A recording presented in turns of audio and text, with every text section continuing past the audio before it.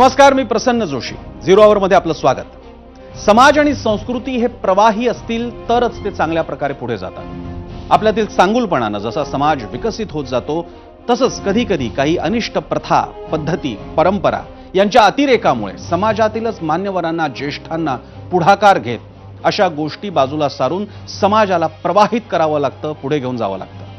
लग्नापूर्वी असो की लग्नामध्ये यातील देणं घेणं, लग्नाचा थाट, जेवणावळी, फोटोशूट, मानपान या सगळ्यांनी विवाह सोहळे अति महागडे होऊ लागले.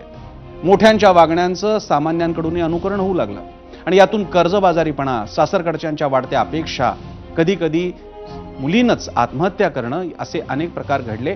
हगवणे, कसपटे प्रकरण हे तर अगदी उघड उदाहरण आहे. आणि अशी वारेमाप उधळपट्टी म्हणजेच समाजातली आपली इज्जत अशी ही भावना रुजवली जाते. मात्र वैष्णवी हगवणे बळी प्रकरणानं मराठा समाजात एक घुसळण झाली. जाणत्या सजग मराठा मान्यवरांनी विचारमंथन केलं आणि यातूनच समोर आली मराठा विवाह सोहळ्याची आदर्श आचारसंहिता. मराठा बांधवांनी आचारसंहिता बनवली असली तरी ती सर्व समाजांसाठी मार्गदर्शक आहे.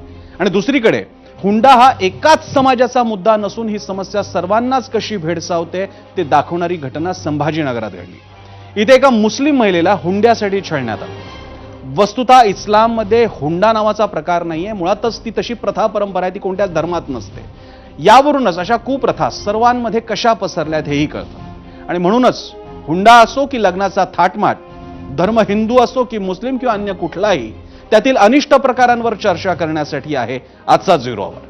आणि त्यासाठी पुढे जाण्यापूर्वी आपण जाणार आहोत नेहमीप्रमाणे आपल्या मीडिया सेंटरला, आणि तिकडे जाऊन बघणार आहोत पोल सेंटरवरती आजचा प्रश्न जो आम्ही तुम्हाला विचारलाय, ज्याबद्दल तुमच्या प्रतिक्रिया अपेक्षित आहेत आणि पोलचं उत्तर सुद्धा अपेक्षित आहे. जाऊया आजचा प्रश्न बघण्यासाठी पोल सेंटरला.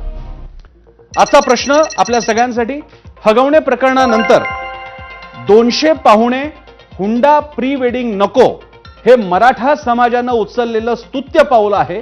अशी आदर्श लग्न आचारसंहिता पाळली जाईल का? होय किंवा नाही आपण उत्तर देऊ शकता.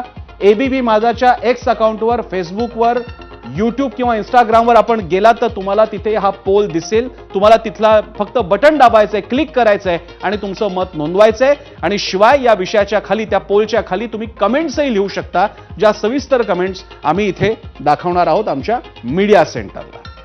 प्रश्न तुमच्यासमोर आलेला, पुन्हा तुम्ही फक्त ऍपवरती गेलात की लगेच तुम्हाला त्याचं उत्तर देता येईल. याच प्रश्नाच्या अनुषंगानं पाहूया, मराठा समाजातील धुरणींनी एकत्र येऊन समाजासाठी जी आदर्श विवाह आचारसंहिता बनवलेली आहे ती काय आहे. आणि खरंच सांगतो, सगळ्या समाजासाठी मार्गदर्शक असणारी ही कशा प्रकारे आहे ही आदर्श आचारसंहिता. 100 ते 200 लोकांच्या उपस्थितीतच लग्न सोहळा करावा. आपण बघतो या आचारसंहितेतले विविध मुद्दे. पुढचा मुद्दा पाहूया, लग्नात हुंडा देऊ नका, उगाच देखावा नको. हे स्पष्टपणे आता मराठा समाजातल्या मान्यवरांनी सांगितलंय. लग्नात डीजे नको, पारंपरिक वाद्य, लोककलावंतांना संधी द्या. अतिशय अनुकरणीय असा मुद्दा. प्री वेडिंग शूट बंद करा, केलं तर जाहीर दाखवू नका, कारण त्यावरती लाखो रुपये खर्च केला जातो आणि त्याचा सगळा भार पडतो मुलीच्या वडिलांवर. हा एक मुद्दा तिथे आलेला आहे. पुढचाही मुद्दा पाहूया, हार घालताना नवरा नवरीला उचलू नका. या काही कुप्रथा आहेत. या आपल्या इकडच्या लग्न समारंभातली ही पद्धत नाहीये, कुठल्याच लग्नामधली पद्धत नाहीये, मात्र आता ट्रेंड्स म्हणून या गोष्टी सेट होतात. कर्ज काढून लग्नात खर्च करू नका, हे अतिशय महत्वाचं आवाहन करण्यात आलेलं आहे. नवरदेवापुढे दारू पिऊन नाचणाऱ्या तरुण तरुणींना आवरा.